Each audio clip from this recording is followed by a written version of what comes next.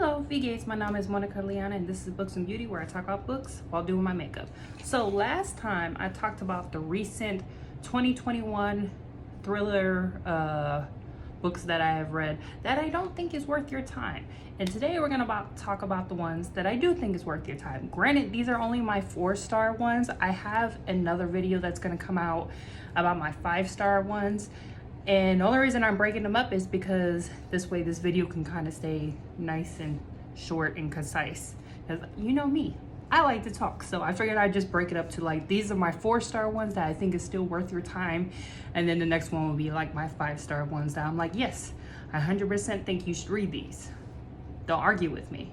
But anyway, so let's get on. So A Good Lie by A.R. Torrey.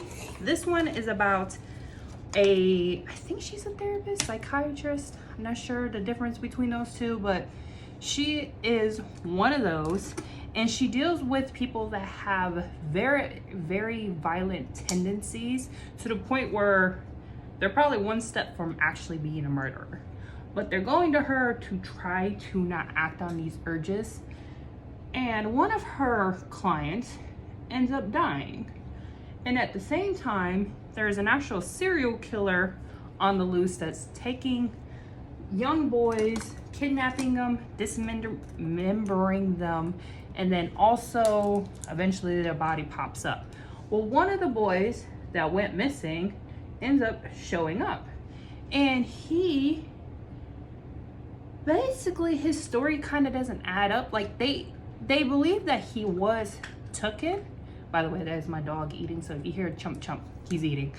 But like, they believe that he was taken, but for some reason his details don't line up, and it's like they're kind of, how do you say, slightly stepping around him, because they're like, we don't want to like traumatize him, we believe that he was taken, but like, why is his story not necessarily lining up? Even his mother is kind of confused, because like she could tell that like he's lying, because you know, she's the mom and she knows his kind of lying cues. So she's like, why is he lying? So she starts like tracking his phone and everything, and like he doesn't want to see anybody, and she doesn't know like what she should do like to help him and stuff like that. But yeah, so there's the boy that got taken, his story's not added up, and then the psychiatrist who deals with violent, you know, people, and then like her one of her customers like dies and everything like that, and you figure out like how they are connected, because it's not very clear how these two things are connected, but they are, and it's actually really good. The next one is by Mike Omar, A Deadly Influence. So this one is one that I wouldn't necessarily recommend to a lot of people. And the only reason is, if you do not like detective FBI stories, you're not gonna like this one. So just pass this one. But if you do like this stuff, then this is the one for you. So this woman, she grew up in a cult, but she, of course, they got out of it. Her and one other person, I think, survived out of this whole cult, and she was adopted.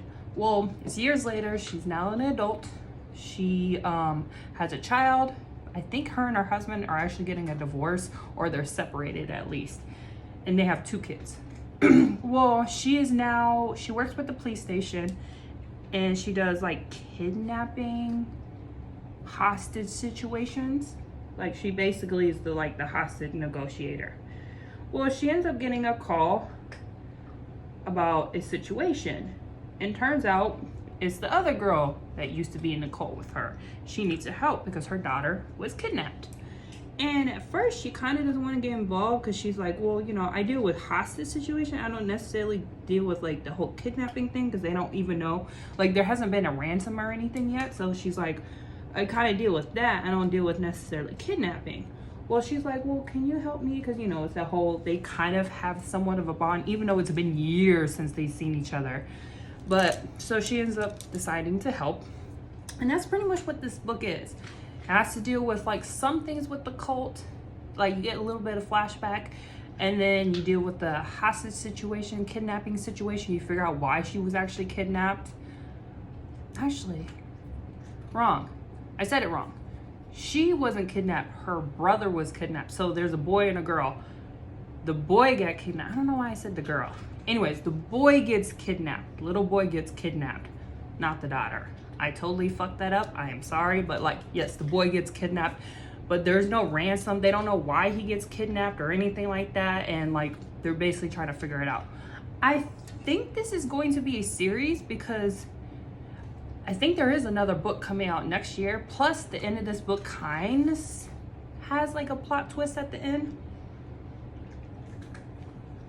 which I think is going to dive more into the cult thing, which I'm very excited for because I love cult stuff.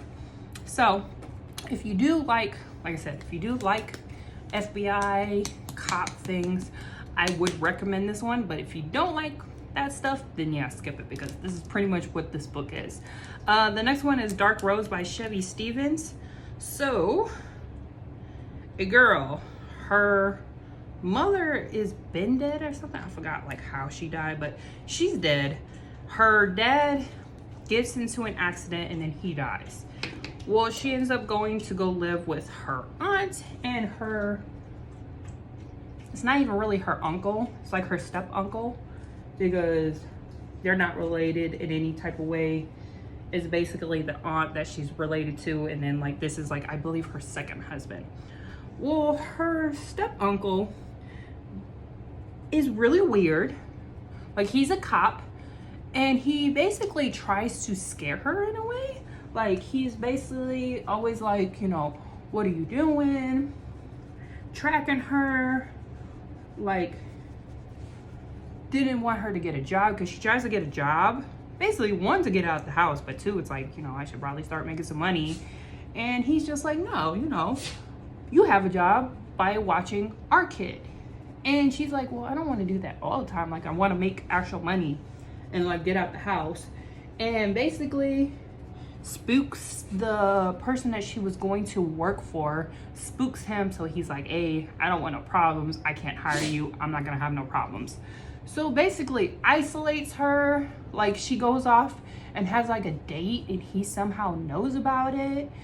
And she's kind of like, I need to get the fuck out of here. Like, why is this man acting like this? Like I'm not, like, I don't understand. Like, why is he being very like overly protective for no reason? Like, even her best friend he has a problem with, even though it's like, why do you have a problem with him? Like, he's just like my friend. I've known him for years. And so she decides to disappear. And when she disappears, they think that she actually was murdered, because like there's a lot of girls that have like ended up murdered in this particular like area. So they think that she got murdered. And she decides to kind of roll with it, because she's like, I didn't really want people to think I was murdered, but she's like, you know what, that's fine, I'm gonna roll with it until she becomes of age, because that's her thing. She's trying to become of age, and then she's gonna kind of like appear again type of thing. And that's as much as I'm gonna tell you, because there is more to this, but I feel like if I do, it happens like halfway through the book, so it's like I don't want to tell you too much about it, but like that's pretty much how this book starts. And yeah, it's actually really good.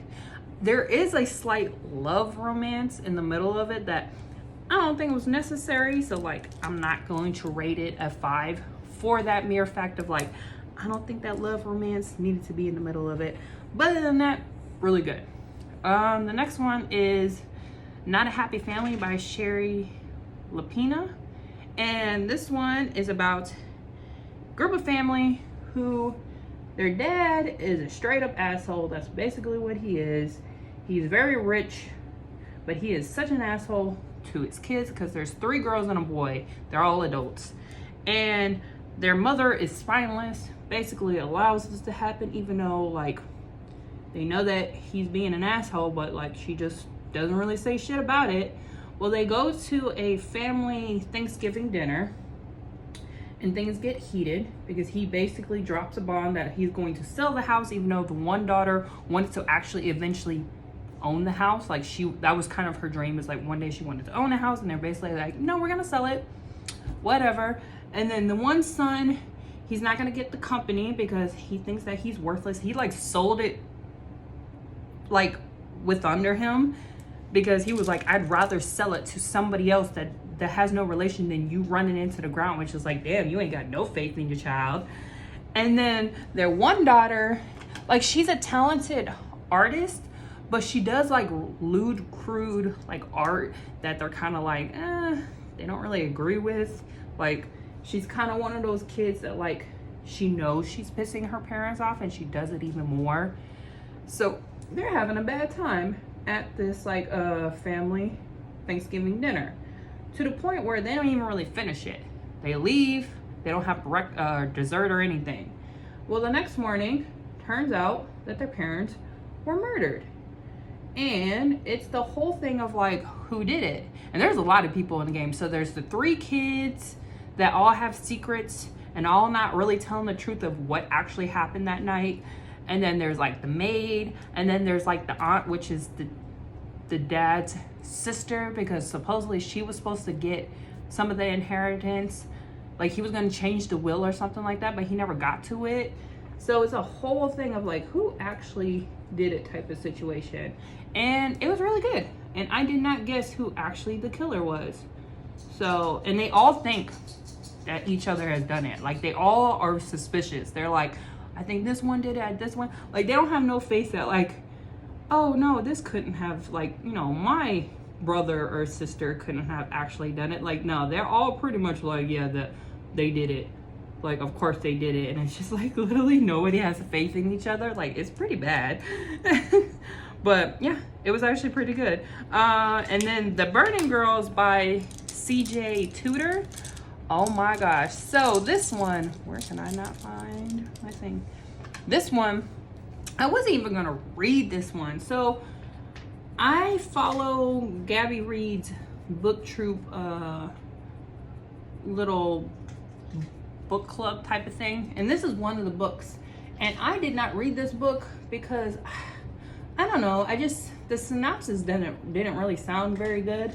But recently I watched the Midnight Mass show on Netflix, and I was very much in a vicar type of mood, which, by the way, vicar sounds way better than priest. I like the whole vicar thing.